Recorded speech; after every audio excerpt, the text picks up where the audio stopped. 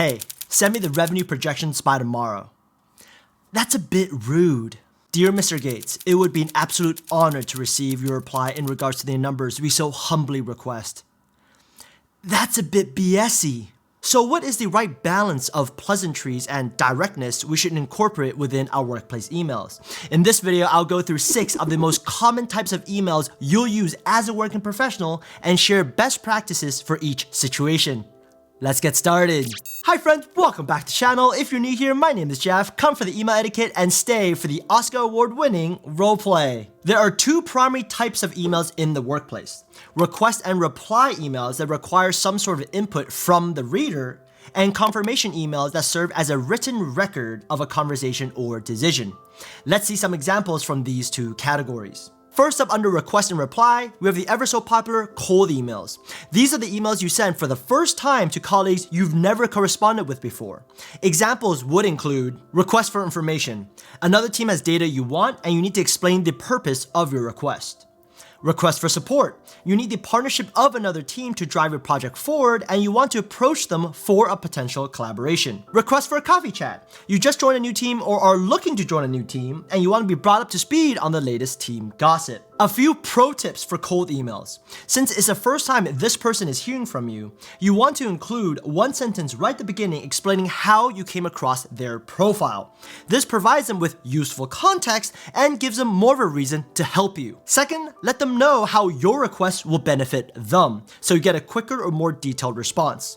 While everyone is part of the same company, the person you're corresponding with has their own work and probably receive similar requests all the time.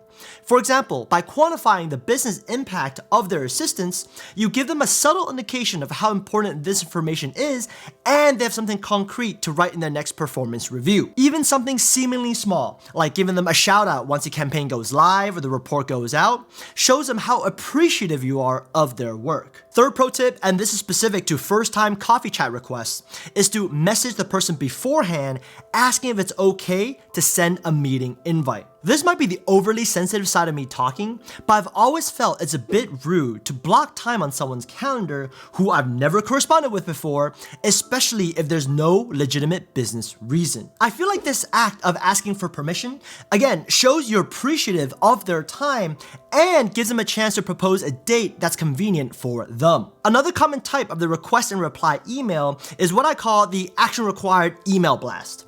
It's similar to the request for information cold email, but it's sent to a group of colleagues as opposed to a single individual. For example, my colleague is organizing a team offsite and the action required from us, the team, is to vote for one of 3 options. She's using a super interesting polling method, by the way, where we use our profile pictures to vote on a Google slide. This is not a tip, I just thought it was super interesting. Anyways, for situations like this, make sure to include a clear call to action or CTA in the email subject line if possible. Instead of action required offsite details, she wrote 1-minute survey, vote for fun activity. This provides a reader context without having to click into the email and tells me that this is something I can deal with within 1 minute. Regardless of whether you include the CTA in the email subject line, another best practice for action required emails is you have the action as the first sentence in the standalone paragraph and include the context below.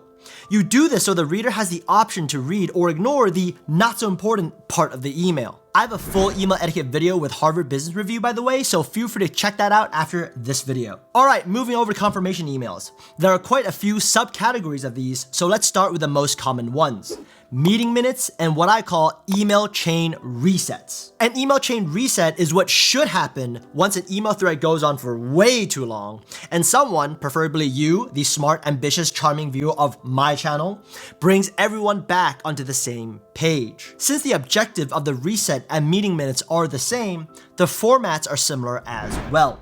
You want to start with key takeaways and action items up top, and maybe even highlight the action owners so there's no room for misunderstanding. Include notes for the benefit of those who might have missed the meeting, but again, push that section to the bottom since it would be an optional read for the other attendees. Another 2 types of the confirmation email that serve a similar purpose are newsletters and project recaps.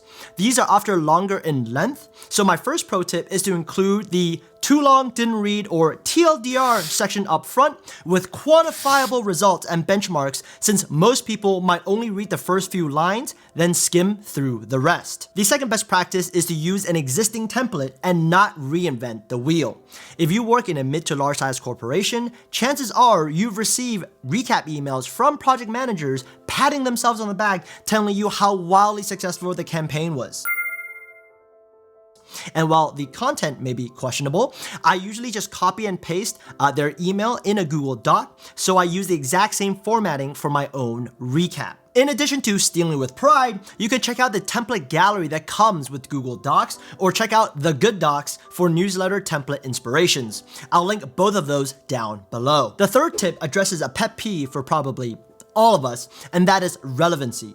Is every single person receiving this newsletter or project recap going to find it relevant? Before hitting the send button, go through the recipient list, in particular the email aliases, and ask yourself, will this person or this team get some sort of value from the content of my email?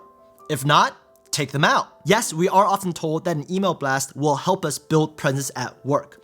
But trust me when I tell you, and as naive as this may sound, if you did good work, you got quantifiable metrics, and your learnings are authentic, your recipients will organically share and forward your email to others. Speaking of well-written and authentic project recaps, I just came across this template I made for work, so let me know down in the comments if you like an entire video dedicated to writing a newsletter or recap email people actually want to read. See you on the next video, and in the meantime, have a great one.